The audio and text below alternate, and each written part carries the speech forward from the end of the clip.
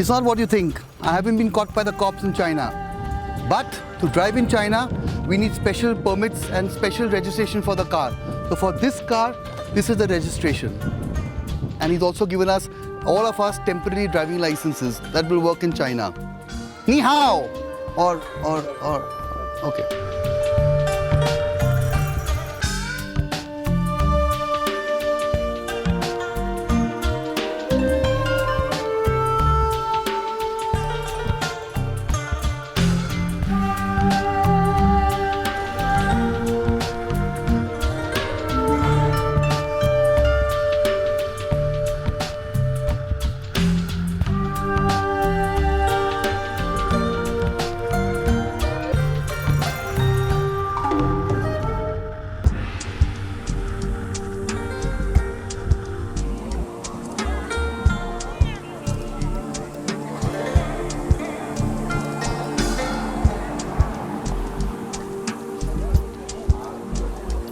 Going through this epic journey, you realize how much of the world there really is to see and how little we normally see in our lifetimes. Today, being here in front of this Great Wall makes me feel so insignificant in the scheme of things. This almost started 230 BC, subsequent dynasties built it. It's about 21,000 kilometers in total.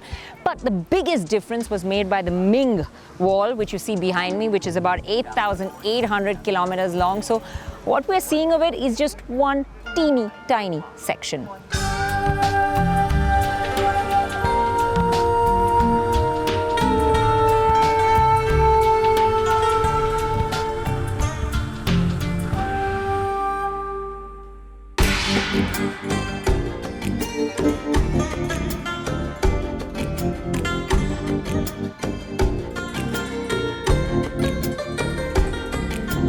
Well, the weather really is playing games with us. A couple of days ago, we were in 0 and snow. Yesterday, it was 26 degrees and hot sunshine while we were climbing those steep steps at the Great Wall.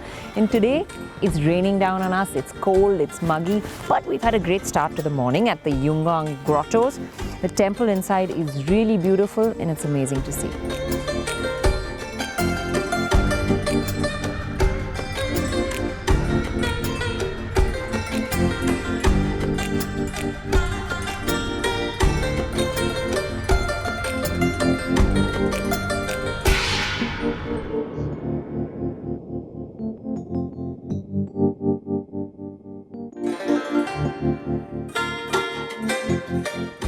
It's a bit of a task every day. We leave a mess behind. We have to clear it in the morning and load it all back again. Traveling and being on the road for 40 days isn't easy. Takes a lot of luggage. Yeah. As you can see, it's swallowed everything. That's quite a lot of luggage that's gone into the back there.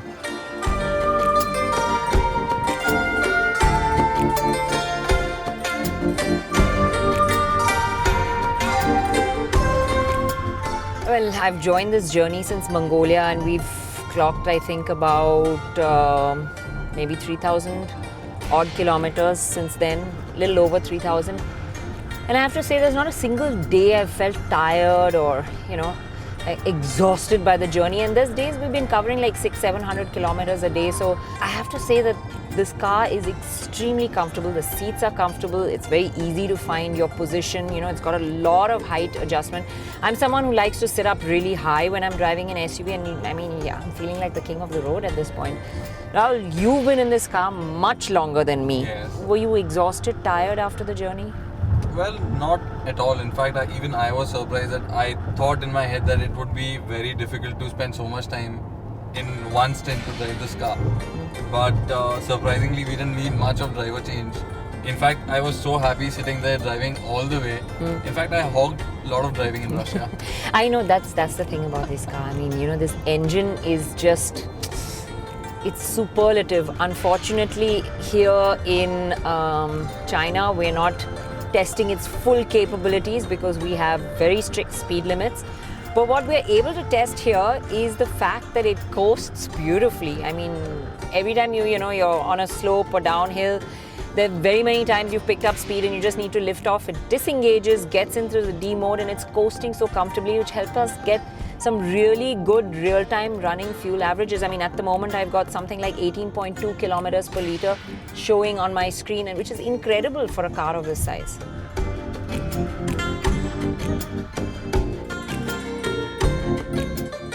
So we're here in Shaanxi now to view something that is really a wonder. These are the terracotta warriors. Now these were actually built by the Emperor Yanjun, which is his real name, but he's known as Qin Shi Huang, which means the real first emperor of China. He built these warriors because he believed he needed to be protected in his afterlife. There are tons and tons. If you look at this pit actually here is about 230 meters long. It's about 62 meters wide. And there's over 2,000 of these terracotta warriors that have been discovered underneath here. And they say there are still more. I was told that it took 700,000 workmen to build these over 38 years. So that's how much of an army he had buried under here to look after him in his afterlife.